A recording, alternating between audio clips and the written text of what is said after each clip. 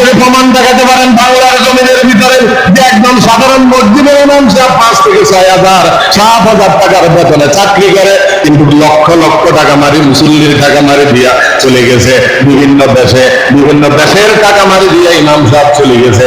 এরকম একটা প্রমাণ দিতে পারবেন নি? হায় হায় রে, প্রত্যেক নামাজের পরে মুসল্লিদের জন্য দোয়া করে, আল্লাহ প্রত্যেক মুসল্লির গুনাহকে মাফ করে দেন, তাদের জীবনের ভিতরে সুখ শান্তির পরিবেশ করে দেন। বলেন না আমিন। প্রত্যেক নামাজের পরে ইমাম সাহেব মুসল্লিদের জন্য ভালোবাসা থাকে। বড় আফসোসের বিষয়, বাংলার জমিনে মুসল্লিরা হুজুরে ফাঁস দেওয়ার জন্য রেডি থাকে। নাউযুবিল্লাহ। এই জন্য আমাদের একজন ভাই বলছেন, মুহাদ্দিস রাসূলুল্লাহ আফসারী ভাই, বলে আমরা হুজুরেরা মূল্য, বলেন হুজুরেরা মূল্য বাস দিব, মূল্যে বাস দিয়ে দুনিয়াতে বাস দিয়ে না। দুনিয়াতে যদি আপনি বাস দিতে আসেন, আপনাকে বাস দেওয়ার জন্য মালিক বসে রয়েছে।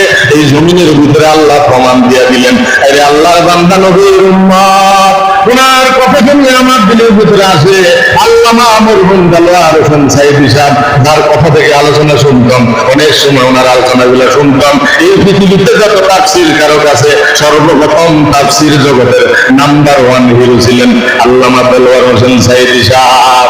সুবহানাল্লাহ। কথা ঠিক না ঠিক? দল মত নির্বিশেষে কত বড় একজন মানুষ ছিলেন। বলে গাছের উপরে বসে তোমরা বেশি নাচানাচি করে না, এমন ভাবে ঝাঁকি দেওয়া হবে, দিল্লি জায়গা ঘুরবা, কোথায় যায় ঘুরবা?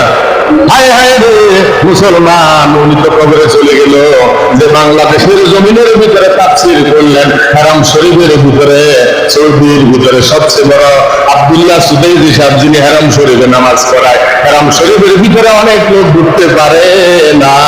আল্লামা দেলোয়ার হোসেন সাইদী সাহেবকে ঢুকার জন্য কোনো অনুমতি লাগে না। বলেন সুবহানাল্লাহ।